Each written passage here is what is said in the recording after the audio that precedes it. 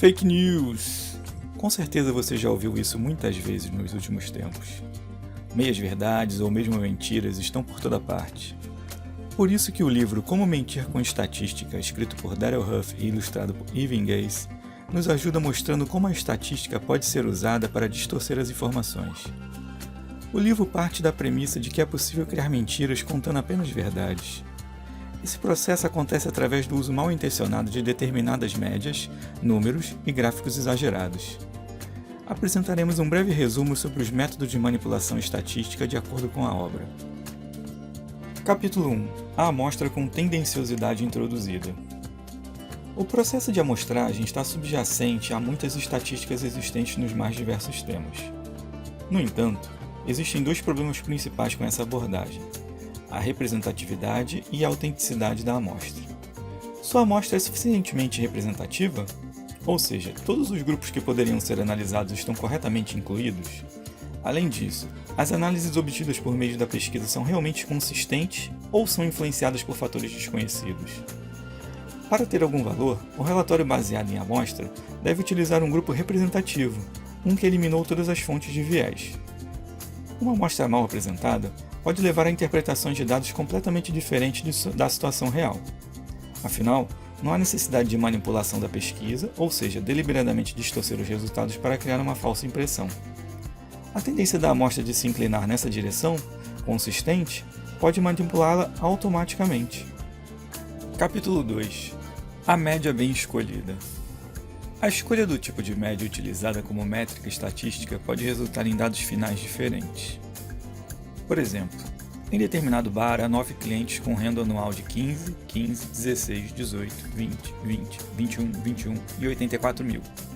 Dado que se trata de um dado com distribuição próxima da normal, a média escolhida tem pouco ou nenhum efeito nos resultados. Portanto, a média, moda e mediana estão em valores próximos, com média em 26 mil e mediana em 20 mil. Agora, se o Elon Musk com renda anual de 10 milhões entra no bar, temos então a média de 1 milhão e a mediana de 20 mil. Assim, o dono do bar pode dizer que seus clientes têm uma média de renda anual de aproximadamente 1 milhão.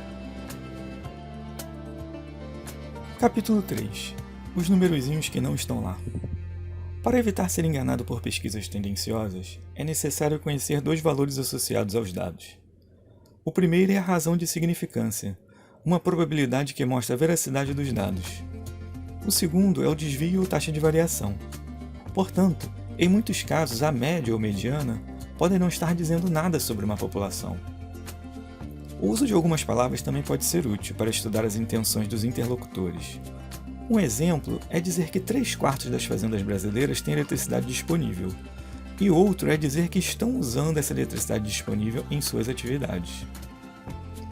A média e a mediana podem ter pouca significância, especialmente quando há uma grande diferença nas médias.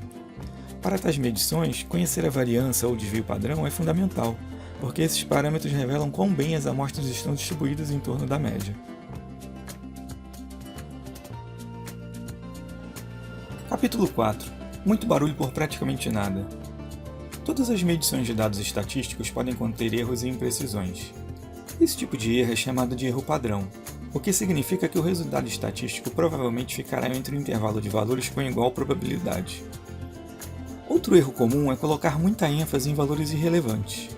Um exemplo disso foi uma propaganda baseada nos resultados de uma pesquisa sobre a quantidade de substâncias tóxicas em determinadas marcas de cigarro. Os resultados mostraram que todas as marcas de cigarro tinham quase os mesmos níveis de elementos tóxicos, com apenas diferenças insignificantes. Sabendo disso, a empresa de cigarros com um nível mais baixo de elementos tóxicos usou o resultado em um anúncio afirmando que era a melhor marca de cigarros. Capítulo 5. Os gráficos malucos. As imagens às vezes são mais atraentes do que as palavras. Então é fácil ver porque os gráficos são cada vez mais usados. No entanto, os gráficos também podem ser usados para transmitir a ideia de exagerar ou encolher a realidade, mesmo quando se fala a verdade. Alterar as escalas entre as ordenadas e as abscissas é uma forma de fazer com que pequenas alterações causem grandes alterações visuais, pois esticamos um dos eixos de informação, fazendo com que as linhas do gráfico fiquem mais inclinadas, ou seja, há um rápido aumento/diminuição de uma determinada variável. Capítulo 6. Figuras unidimensionais. São figuras gráficas bastante conhecidas que utilizam desenhos para explicar informações de forma fácil e rápida. No entanto, esses gráficos podem ter um forte apelo visual. Observe que esses dois gráficos representam a mesma informação, mas no gráfico da direita a altura dobrou e a área quadriplicou, dando a impressão de que a diferença é maior do que apenas dobrar. Capítulo 7. O número semiligado. Outra técnica de manipulação vem através da premissa: se você não pode provar o que quer, mostre outras coisas e finja que são iguais. A abordagem dessa técnica é pegar duas coisas que parecem semelhantes, mas não iguais, e depois escolher o melhor número que soa como o objetivo pretendido. Poucos espectadores perceberão que esse número não reflete em nada o que se está tentando explicar. Capítulo 8. Post hoc. É uma falácia comum. Corresponde à falsa atribuição de causa e efeito. Se um evento ocorreu após o outro, acredita-se que um é causa do outro. As correlações podem surgir de diferentes maneiras, por simples acaso. Mesmo que a relação seja real, não há como saber quais variáveis são a causa e quais são o efeito. E às vezes elas mudam de lugar, podendo até ser causa e efeito ao mesmo tempo, ou nenhuma variável tem qualquer efeito sobre a outra. Portanto, quaisquer alegações de causalidade e relacionamento devem ser analisadas com muito cuidado para evitar enganos por trás dos dados.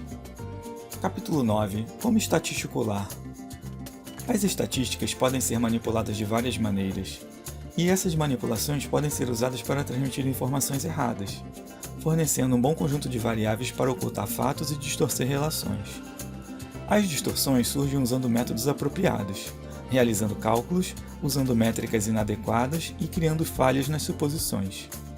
Também aparecem ao usar números reais com muitas casas decimais para dar mais peso às estatísticas, porcentagem para dar alguma precisão a coisas inexatas, mudando a base dos cálculos e acrescentando informações sem sentido. Capítulo 10. Como contestar uma estatística. Nem todas as estatísticas podem ser testadas de forma confiável. No entanto, existem 5 perguntas básicas que podem ser usadas para evitar acreditar na desinformação.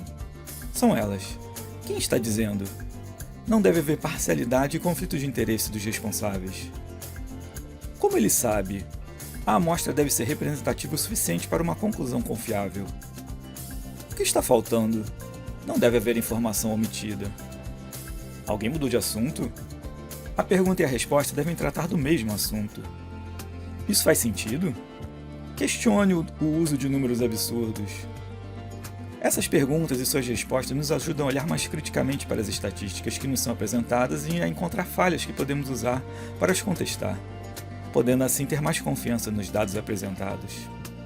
E aí, gostou? Então não esquece de deixar aquele like e se inscrever no canal. Até a próxima!